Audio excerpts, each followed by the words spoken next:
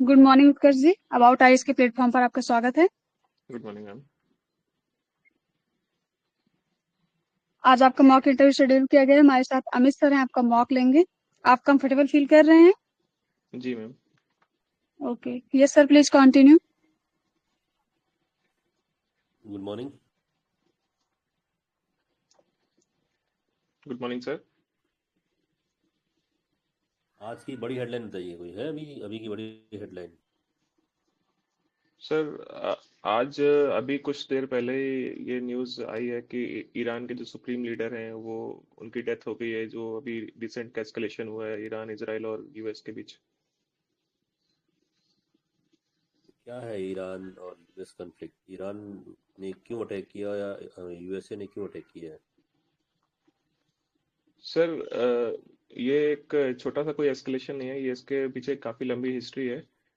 एक तो sir Israel और ईरान के बीच में काफ़ी लंबे समय से एक जियोपॉलिटिकल टेंशन्स रहे हैं 1979 के इरानियन रिवॉल्यूशन के बाद से। और जो ये करंट एस्केलेशन है वो एक उसी का एक पार्ट है कि ईरान अपने जो न्यूक्लियर एनरिचमेंट कर रहा है, तो इसराइल को वो एज अ एग्जिस्टेंशियल थ्रेट लग रहा है। तो इसलिए वो न्यूक्लियर एनरिचमेंट रोकने के लिए जिससे ईरान वेपन ग्रिड डेवलपमेंट ना करे, तो ईरान एंड यूएस ने इस पे प्रीएम्प्टिव स्ट्राइक किया था। सॉरी, इसराइल एंड यूएस ने प्रीएम्प्टिव स्ट्राइक किया था ईरान पे। एंड ईरान उसी क्रम में ईरान ने इस पे रिटेलिएट किया। ईरान ने जो किया वो सही है? सर मेरे हिसाब से ये जो भी ये इस सीन हुआ है, इसको डायलॉग के थ्रू रिजॉल्व कर सकते थे। ईरान के पास एक अपने सेल्फ डिफेंस की एक वो तो बनती है कि सेल्फ डिफेंस कर सकता है, लेकिन सर जो भी मेरे मानने में अगर सेल्फ डिफेंस भी करना है तो इसको भी एज अ डायलॉग डिप्लोमेसी के थ्रू रिजॉल्व करना चाहिए था, ना कि वॉर के ऑप्शंस लेके। मैं ये कह रहा हूँ, क्या ईरान जो अभी कर रहा है, ईरान के पास कोई ऑप्शन था इसके अलावा? सेल्फ डिफेंस डायलॉग तो काफ़ी दिनों से चल रहे थे डायलॉग। यूएस जी ने सर। तो अटैक कर दिया, ईरान क्या करेगा? सर ईरान के पास, मैं एग्री करता हूँ कि ईरान के पास और कोई ऑप्शंस नहीं था। और वैसे भी अगर जो उनके सुप्रीम लीडर थे उनको इस केस में अपनी image as well as Iran की इमेज बचाने के लिए सिर्फ ये रिटेलिटरी अटैक तो करना ही पड़ता। तो अगर मेरे हिसाब से यूएस और इसराइल ने जो स्ट्राइक किए हुए हैं, तो वो उन्होंने पहले प्रोवोक किया है।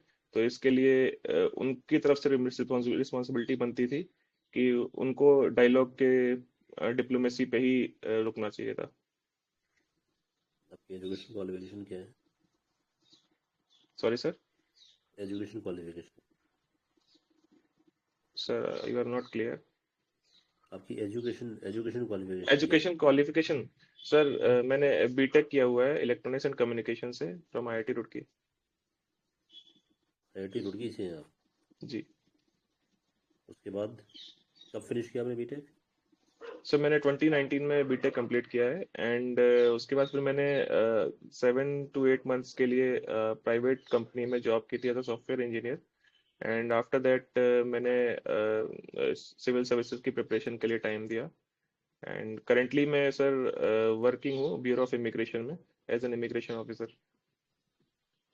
ये कहाँ से? ब्यूरो ऑफ इमिग्रेशन में आप इमिग्रेशन इमिग्रेशन अफसर हैं? Yes sir. किससे गए थे, सीजीएल से गए थे या अलग वैकेंसी थी? नहीं सर, अलग से वैकेंसी आई थी।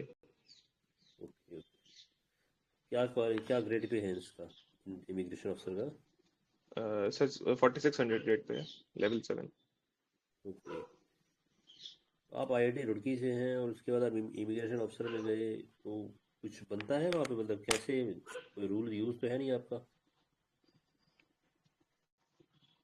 सर मैं मेरा जो जर्नी रही है सर वो मैं अपने आप को मानता हूँ कि मैं सिविल सर्विसेज की तैयारी कर रहा था।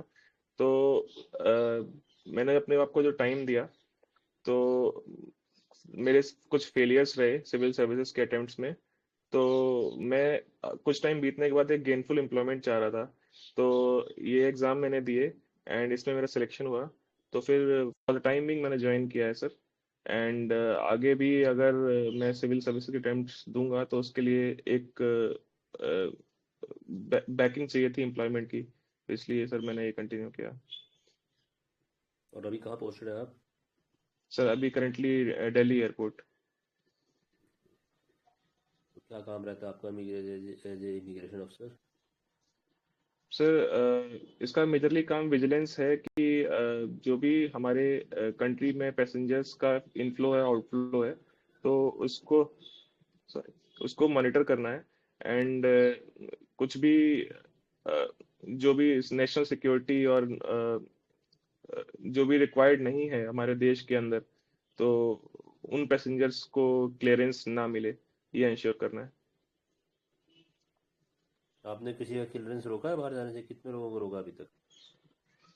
सर बाहर जाने से तो अभी तक तो नहीं रोका है मेरा। अभी 3-4 महीने का ही 4 महीने का एग्जैक्ट स्टिंट हुआ है अभी।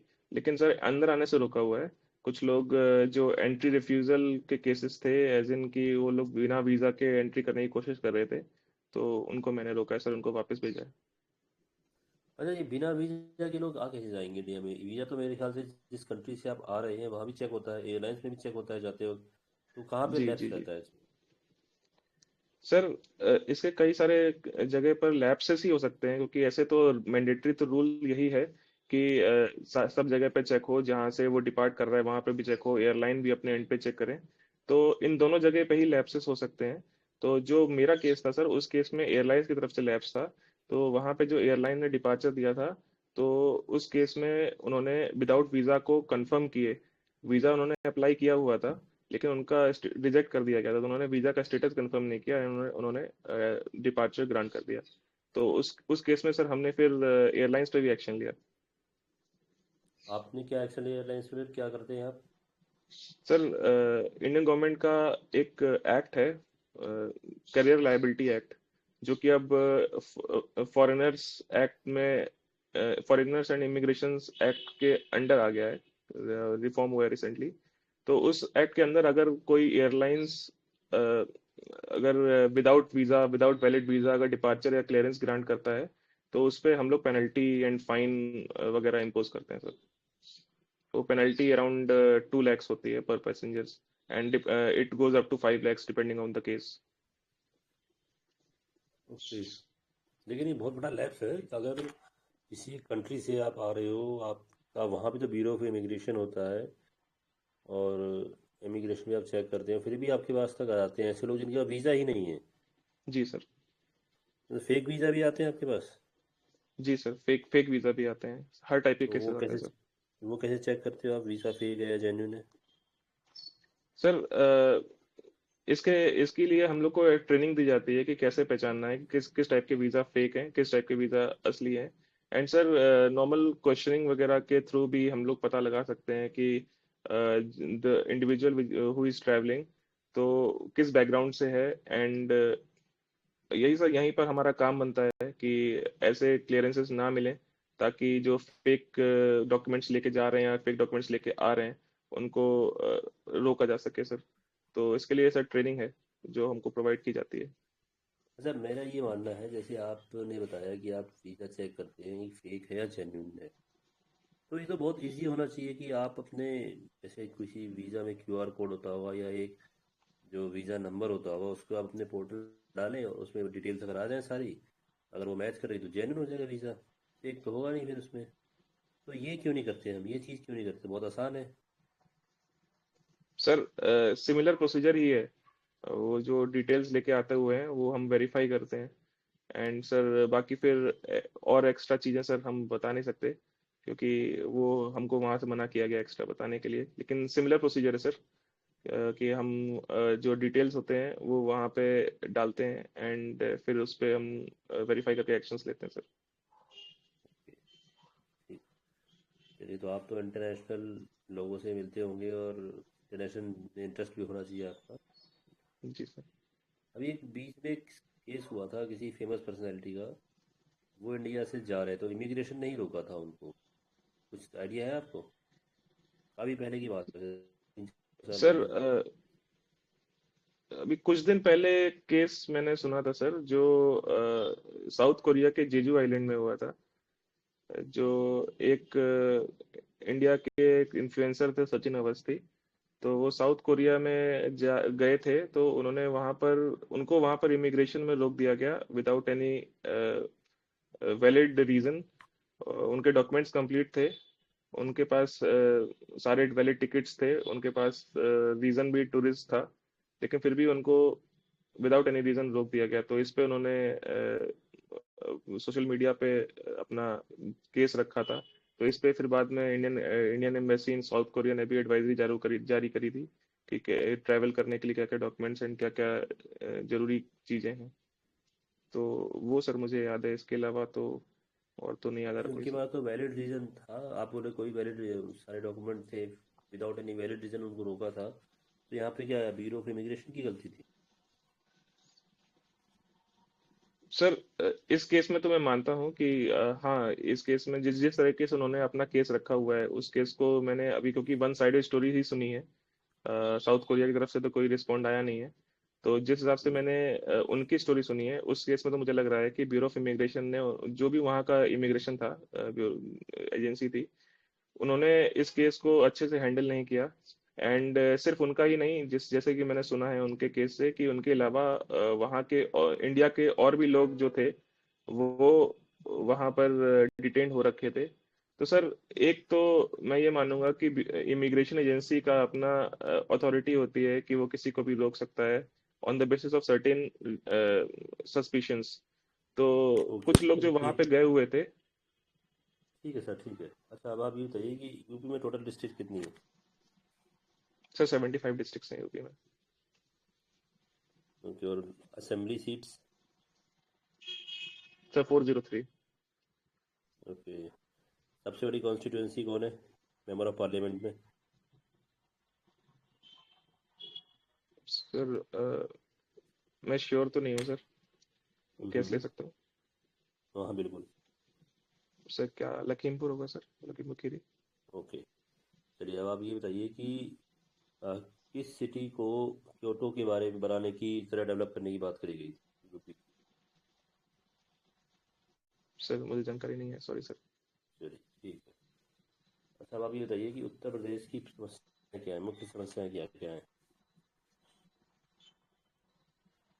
सर उत्तर प्रदेश एक राइजिंग इकोनॉमी है। एक तो सबसे बड़ी दिक्कत तो एक उत्तर प्रदेश में जो हमारी पॉपुलेशन है अराउंड 20 करोड़ को, तो उसको ऑप्टिमली यूटिलाइज करने की एक बड़ा चैलेंज है।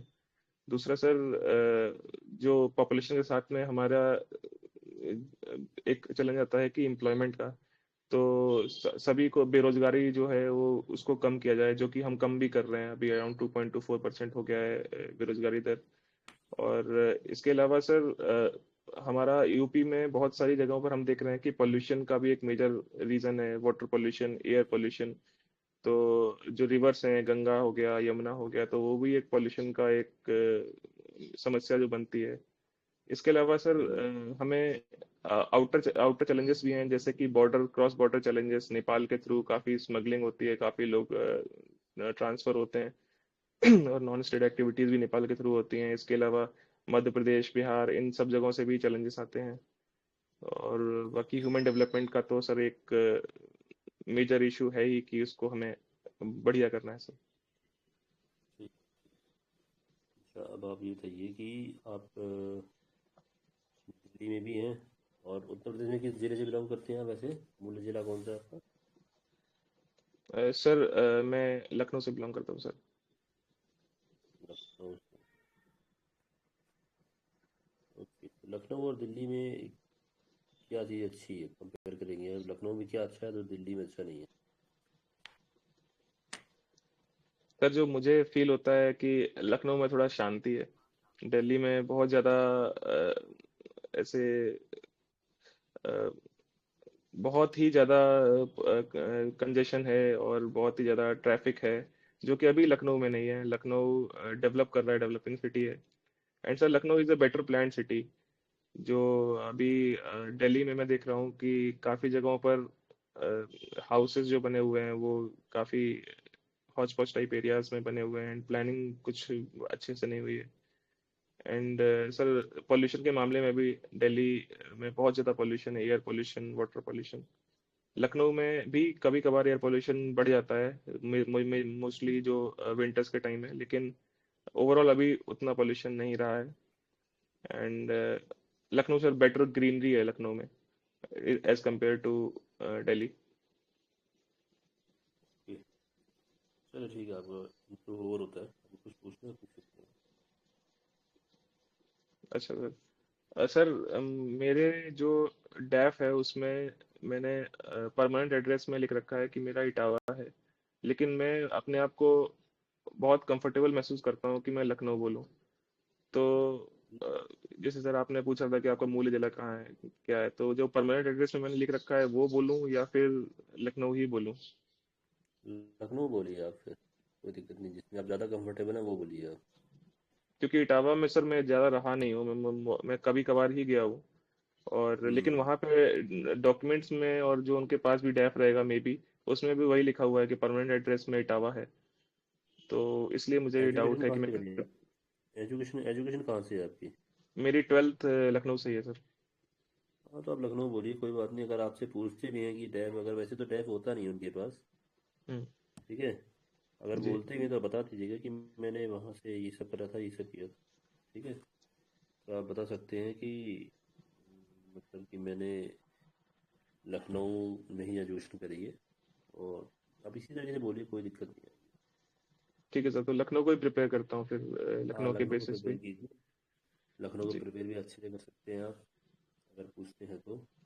अपने जॉब को भी प्रिपेयर कीजिए। आप इमिग्रेशन में काम करते हैं, क्या जॉब है, क्या सर चैलेंजेस हैं, क्या जॉब पॉजिटिव्स हैं, में क्या सर नेगेटिव? यही है कि काफ़ी चीज़ें सर मना की गई हैं वहाँ से बताने के लिए, तो अब वो कितना बताना है कितना नहीं बताना है, तो वो वहाँ पे बात आ जाती है कि सब किसी को सामने वाला ऑफेंड भी ना हो जाए कि नहीं ये तो बता नहीं रहा है नहीं नहीं, कि। इसमें जो नहीं बताना है, ये तो बहुत अच्छी बात है। क्योंकि आप बोल सकते हो कि ये मेरे इसमें क्या कहते हैं, सिक्योरिटी या नेशनल सिक्योरिटी पर्सपेक्टिव से मुझे नहीं बताना है। वो नहीं बताना है तो नहीं बताना है। आप जिस जॉब में हैं, जी। आपको उसके जॉब के बाद भी नहीं बताना है। और वही जी। ये चीज़ सब लोग समझते हैं, ऐसा कुछ नहीं है। आप ये बोल दीजिए कि ये मेरी लिमिट्स है और मैं इसके आगे, मैं I can not disclose due to security reason. बस, ये तो बहुत अच्छी ओके बात सर। है। जो चीज़ नहीं भी याद आ रही है आपको, तो उसमें बोल दो कि नहीं, सिक्योरिटी रीजन है, मैं नहीं बता सकता। इंटीग्रिटी की बात है ना यहाँ तो। जी जी सर। ये आपका इंटरव्यू है तो क्या मतलब है? इंटीग्रिटी, इंटरव्यू देश राष्ट्रीय सुरक्षा से बढ़कर तो नहीं है ना? जी जी जी। तो कोई इशू नहीं है इसके अंदर से, कोई ऑफेंड नहीं होगा उसको। बेसिक ठीक है चीज़ें ठीक मत है सर। बताना, कि जो बेसिक चीज़ें हैं वो भी आप मना कर दो, तो क्योंकि हाँ ये हाँ। सबको पता है, चीज़ों को आप मना भी कर सकते हो। तो इसीलिए फिर जो आपने वो पोर्टल वाला पूछा तो फिर मैंने वहाँ पे रोका, क्योंकि उसके आगे तो अलाउड नहीं है बताना। ठीक है, कोई बात नहीं। देखो, मैं तो इसलिए सोचा कि आप इतने सारे वीज़ा, फेक वीज़ा के केसेस होते हैं, या आप चेक करते हो कि वीज़ा जेन्युइनली इशू हुआ है या नहीं हुआ, तो एक कोड दे दो, कोड आप डालो, उसका अपना आप रिफ्लेक्ट कर देना चाहिए कि भाई। बल्कि ये मैं कह रहा हूँ कि आपके लिए नहीं, अगर मैं भी कहीं से वीज़ा लेता हूँ, मुझे भी अपना वीज़ा ऑथेंटिक है या नहीं चेक करना है, तो मैं उसको वेबसाइट पर डाल के चेक कर लूँ, तुरंत आ जाए मेरे नाम पे कि हाँ भाई मेरा है, तो ये मेरे लिए भी सही है। सर ये तो मान है, लो किसी फैसिलिटी अवेलेबल है ये तो। अगर आप ई वीज़ा अप्लाई कर रहे हैं तो आपको पब्लिक डोमेन में वेबसाइट है, तो वहाँ पे आप अपना स्टेटस चेक कर सकते हैं। तो अच्छा। इसके लिए तो ऑलरेडी है प्रोटोकॉल। हम्म, नहीं, चलिए ठीक है, कोई बात नहीं, उसमें तो कोई इशू नहीं है। कोई दिक्कत नहीं। आप आईआईटी रुड़की से हैं, इंजीनियरिंग है, अगर आईआईटी से आपके सवाल बनेंगे, या भाई आईआईटी से आप यहाँ आए, और फिर पहले किस कंपनी में काम किया था आईआईटी के बाद आपने? सर रोपोसो करके एक स्टार्टअप था, तो वहाँ पे हम्म। मैंने सॉफ्टवेयर इंजीनियर के तौर पे काम किया था 7 महीने। फिर उसके बाद मज़ा नहीं आया, फिर आप तुरंत उसमें आ गए, सिविल सर्विस में? सर मैं फिर सिविल सर्विस तैयारी में आ गया। 2019 कौन सा यूपीएससी कितने अटेम्प्ट दिया आपने? सर यूपीएससी के 4 हो गए एंड यूपीपीसीएस के भी 4 हो गए। ये चौथा अटेम्प्ट है जिसमें इंटरव्यू है। पहले इंटरव्यू वगैरह गए आप कहीं पे? सर यूपीएससी में मैंने फॉरेस्ट सर्विस के इंटरव्यू दिया हुआ है लास्ट ईयर। और सर मेंस भी मैंने 3 लिखे हुए हैं। एंड हम्म, सीएपीएफ में मैं सर सेलेक्ट हो गया था एज बीएसएफ में असिस्टेंट कमांडेंट, पर मैंने वो ज्वाइन हम्म। नहीं किया था। नहीं BSS तो यही सही है आपका, इमिग्रेशन वाला बढ़िया है। जी सर। चलिए ठीक है, कोई नहीं, आपका कोई इशू नहीं है, बस आप अपना दीजिए, अच्छे से दीजिए, नॉर्मल रखे दीजिए, शेविंग करके बाकी जाइए, सर फोटो फीडबैक लगाइए। वगैरह कुछ ठीक है सर? फीडबैक मैंने बता दिया आपको, यही फीडबैक है कि आप अपने जॉब को प्रिपेयर करें, जी IIT to civil services why, इसको प्रिपेयर करें आप। आपसे सर, यही सवाल आपने जैसे बनेंगे क्वेश्चन मेरे। पूछा कि आईआईटी से फिर इमिग्रेशन में जो है ये जो ट्रांजिशन कैसे, तो उसमें मैंने कहा कि सर एम्प्लॉयमेंट चाहिए था, सिविल सर्विस की तैयारी कर रहा था। हम्म। तो सिर्फ यही जवाब ठीक है या फिर कुछ और भी बेटर कर सकते हैं इसमें? नहीं नहीं, ठीक है, यही ठीक है, यही यही सच है। तो ये सबको पता जी। होता है कि आप सिविल सर्विसेज में गए हैं तो आपको टाइम लगेगा, और उसके बाद कुछ ना कुछ तो आदमी करता ही है ना, जी ये जी। फैक्ट है। तो कोई इशू नहीं है इसमें, ये ठीक है सर। कोई दिक्कत नहीं है, ठीक है। Okay sir. Thank you sir. Ma'am, क्या मैं लीव कर सकता हूँ अभी या रुकना है? जी हाँ, लीव कर सकते हैं आप। Okay. Thank you. Thank you ma'am.